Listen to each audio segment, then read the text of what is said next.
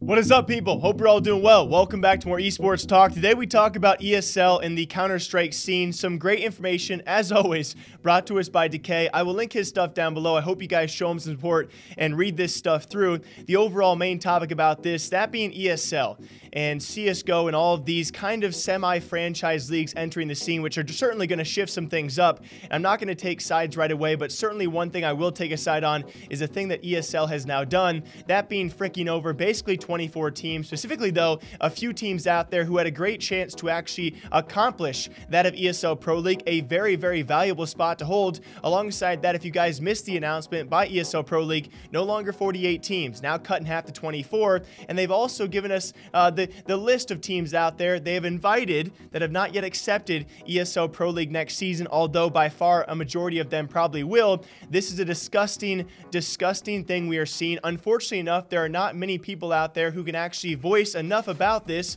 Thorn, Richard Lewis, Decay are certainly of the few, but certainly when it comes time for how big this actually is and how disgusting a behavior this actually is, I wish it could be more vocalized and more public, and that someone else could stand up to what ESL just did, because yeah, they fricked about a couple dozen teams out of spots. If you guys did miss that, if you were qualifying for ESL Pro League, or actually a few teams were in Pro League, but you weren't good enough, or at least a tier 1 team of the caliber they want for their new kind of franchise league, well then it's bye-bye to you, and you have to qualify through Mountain Dew League yet again. And a lot of teams out there, especially those who were in ESL Pro League relegation, who had great chances to qualify. I'm looking at Havu, by the way, had an amazing chance, and one of their own, took to Twitter, obviously upset about this because, you know, they went to ESL Pro League relegation. They played out an entire season to get there, not knowing they wouldn't even have a chance to qualify for the league itself. And what happened? Yeah, well, according to their own words, ESL bent them over, and I can't really disagree with that. I feel utterly terrible for a team who gets treated like that. And then other teams, by the way, I don't blame them,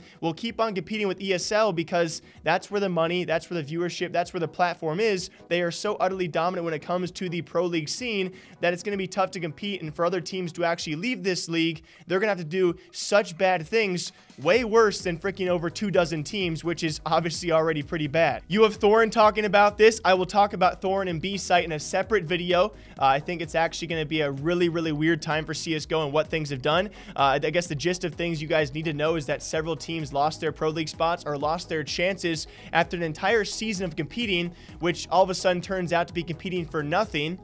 Can you guys imagine you set off for weeks and weeks of practice and scrims and of course matches just to be told at the very end, oh yeah, we're changing the model in the system, and we're even cutting teams who actually were already in the Pro League itself, amongst many others. There are a long list of teams out there as well who have already lost their spots that I feel utterly bad for. Yes, a lot of the teams who actually lost their spots were dead rosters or inconvenienced rosters who were already changing a lot of parts, but there certainly were a few select teams who just utterly got screwed over, and it sucks. It sucks that no one out there has a big enough voice to say, ESL, you can't do this, because apparently they just can. And then you have one of the best players in the world calling them out for it, which it just feels so freaking good. You know, if anyone's going to do it, the players need to make a move for this. That's not to say that Navi will not still compete in ESL, but at least Simple is voicing something, which I appreciate all the more. His tweets on screen. And again, for anyone out there who's wondering how many teams did get screwed over here, teams like Envy and Singularity and Swole, I think Daytona and Isurus alongside another Brazilian team or South American teams,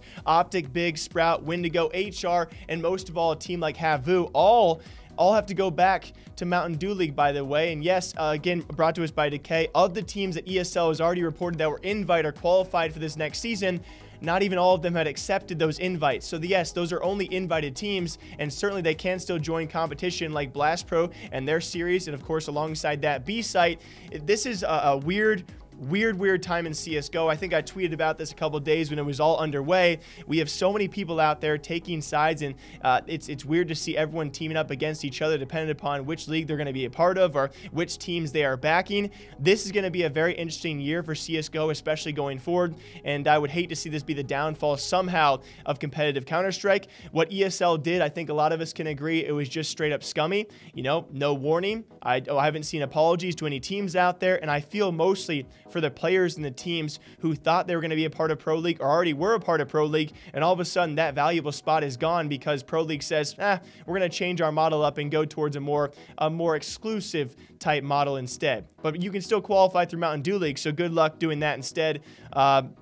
More coming soon on this one, guys. B-Site news coming next as well, alongside Call of Duty, other gaming news on top of that. Thank you all for staying tuned over the weekend as well. Tons of CSGO stuff coming on this channel, guys. I'm going to voice my opinions and voice my sides on a lot of things out there. I don't think any league is going to be perfect, and the fact we are splitting into so many leagues already for CSGO during this franchising time, it's very worrying. We're going to keep you guys posted on all of this. What do you guys think about this? Until next time, my name is Jake here from Esports Talk, breaking down CSGO gaming and esports news all day long, every single day. Until next time, drink your coffee. All right, guys? I'll see you back here sometime soon.